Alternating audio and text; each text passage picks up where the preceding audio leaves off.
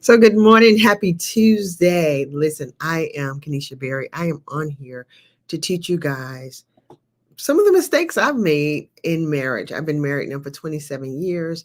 My hope is to help you have better relationships just by sharing through my experience and the things that we've learned, the things that Andre and I have gone through, but not just like so that you can have a peek inside of my marriage, but also the peek inside of the healing process. I absolutely believe that marriage is the sacred place that God uses to heal us. Now, that's not to say if you're not married, that there's not a sacred space for you. I'm just saying that I think a lot of times marriage is misused because we don't know that it's a healing ground. It is the place where we have to learn to truly be like Jesus, to forgive, to sacrifice, to wash our spouse's feet, meaning to surrender to maybe some of our ways, some of our ideologies that do not work. We all grow up with these thoughts and beliefs that we are so firmly convinced that are right. What you learn in marriage, if you're willing to be available to the learning, is that the things that you oftentimes have been convinced that are right, true, and the only way will be the very things that will be a major issue in your marriage. Because think about this, you have two people who grew up with these kind of thoughts and beliefs that their way is the right way. Now, how are you going to convince this person that you say you love to surrender to your way? Most likely you won't. So that's where the battle starts. And so this is where I believe God is saying, I need you to heal. I need you to heal. Heal being to awaken to a new way of thinking. I believe like true healing, not just physical healing, but emotional healing, spiritual healing, means that God is inviting us to a new way of thinking, a new mindset. I definitely believe being a Christian means it's just a new mindset. It's asking you and inviting you to change the way you see yourself, you see other people, and you see the world. And so what better place to practice this than in marriage? And so I was reflecting last night about like some of the mistakes that I've made. And for me, one of the greatest mistakes I made as a wife, being 20, I think Andre and I got married, I was 24. Yeah, I think it's 24 years old, not knowing any better. Growing up with a mom who wasn't married and a dad who was, but we never really discussed the details on what it mean to be married. And and you would hear like my father was real big on like keep people out of your business, but I didn't understand what I should have really been told was, and this is what I'm telling you, and this is the mistake I made. Keep Andre safe. Keep him safe with my words.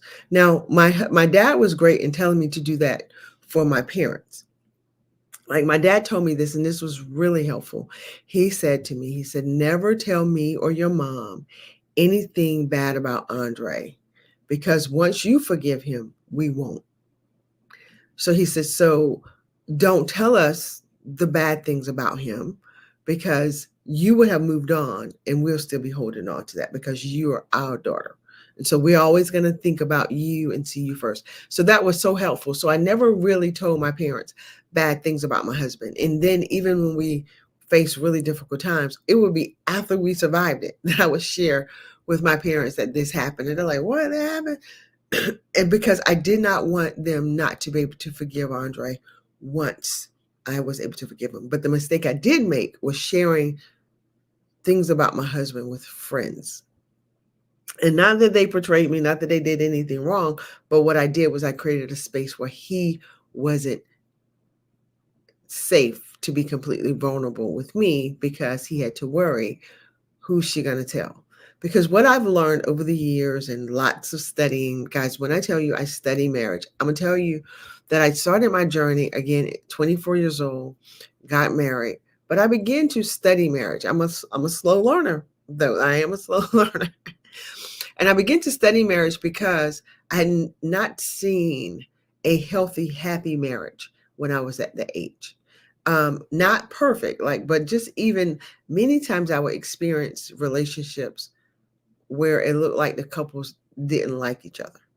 And I didn't want that kind of marriage. I now know that is a part of the process. There are going to be times when you don't like each other. But when I tell you God trained me to be a wife, he did, because when I surrendered my life to Jesus, I always jokingly say I married God and Andre in the same year. When I surrendered my life to Jesus, one of the conversations I had with God was, God, I'm concerned about becoming a Christian because many of the Christian wives I saw, the wife was Christian, saved, in church all the time, and the husband was home out doing his own thing. So these two people weren't didn't have the same experience. But also I would many times see Christian wives disrespect their husbands in the way of talking to them about what they should be doing, and and comparing them to their pastors. So I had like all of these mental battles about the surrendering to God and how am I going to be a good wife, because I didn't want my Christianity to ruin my marriage. And that sounds crazy, but that was the way I interpreted it prior to being a Christian.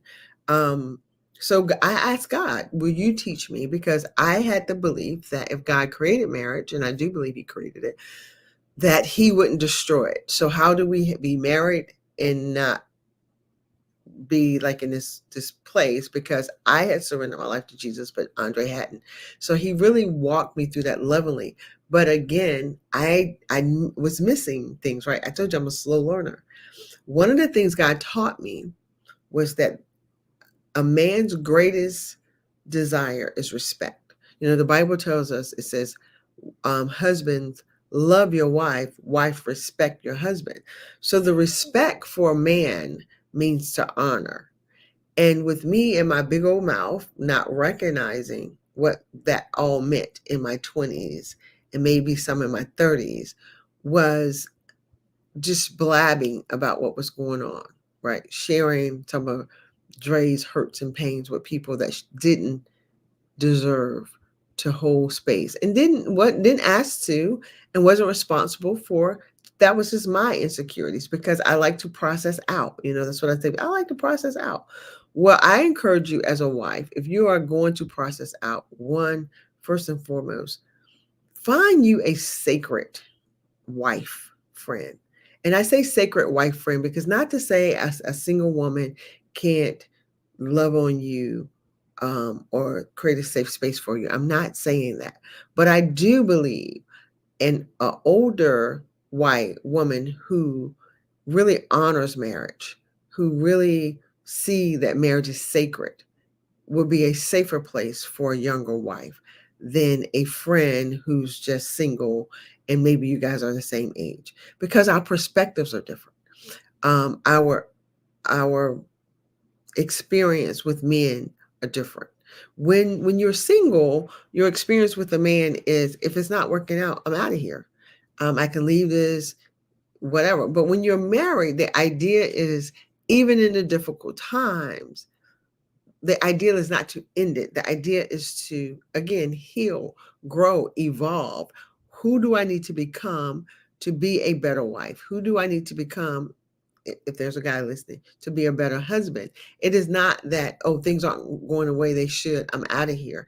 And I think when you're single, that's a cool way to move and live, if that's what you desire, because you can know early if it's not going to work. But when you're committed, when you're in a marriage, when you've committed yourself to this person, I believe the goal is to, let's do all we can to make it work.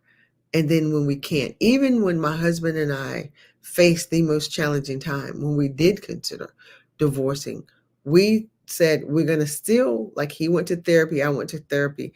We got help not to see if we can make the marriage work. We got help to see who we were. We discovered the brokenness in both of us.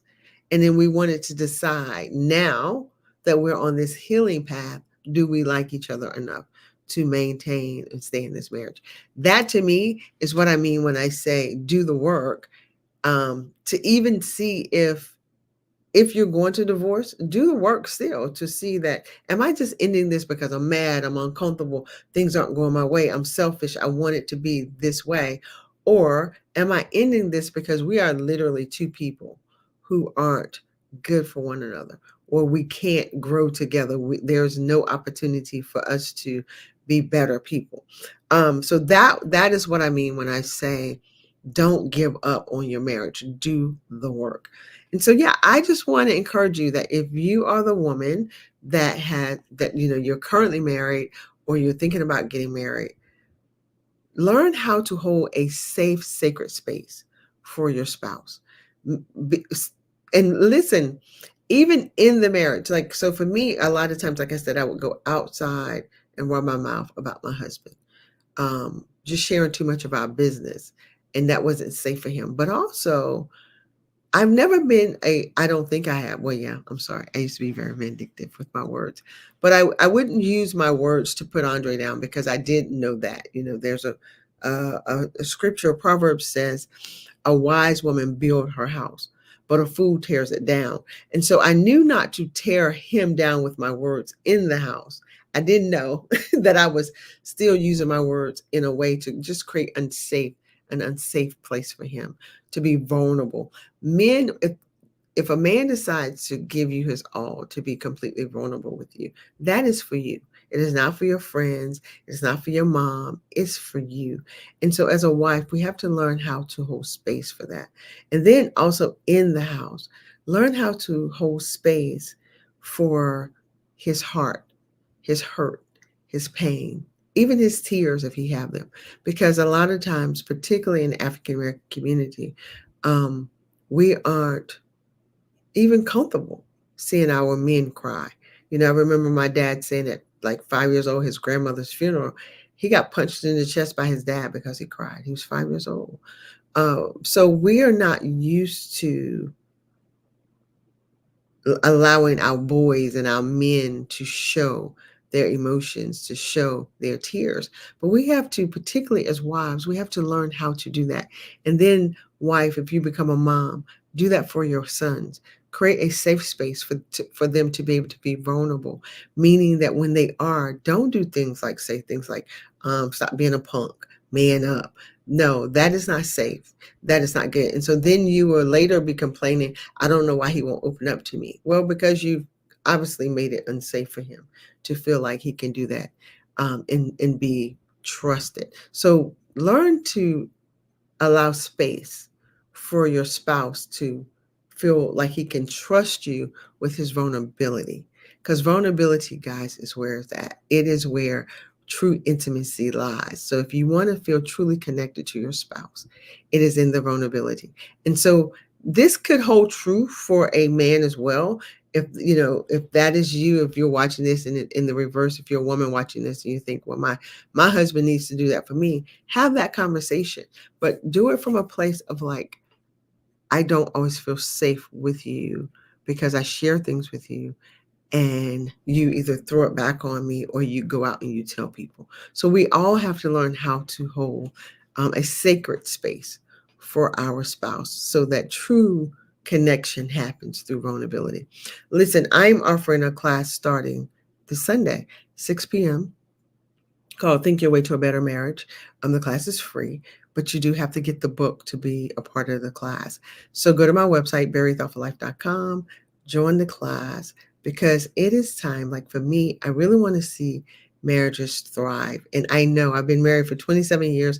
I know that it's not easy, but I do know when you learn to view your marriage as a place for healing, a place for growth, not a place just to be happy, not a place to get your way, not a place that they need to do what you want them to do. When you learn to see marriage from a godly perspective of him inviting you into a sacred space with a sacred person for love and value and vulnerability and growth, that is when you can get to a marriage that is phenomenal. And I know that you can have that because I've been blessed to have it. So join us Sunday, October the 6th. I believe it's the 6th at 6 p.m. Eastern Standard Time. But go to my website to sign up so that we know that you're going to be there. I can't wait to see you there. Have an amazing day. And remember, it is your thoughts that is creating your decisions, and it is your decisions that's creating your destiny. I want you having a destiny that is amazing, particularly a destiny in your marriage that is amazing. Do me a favor, like, share, and subscribe to these videos. Talk to you soon. Bye.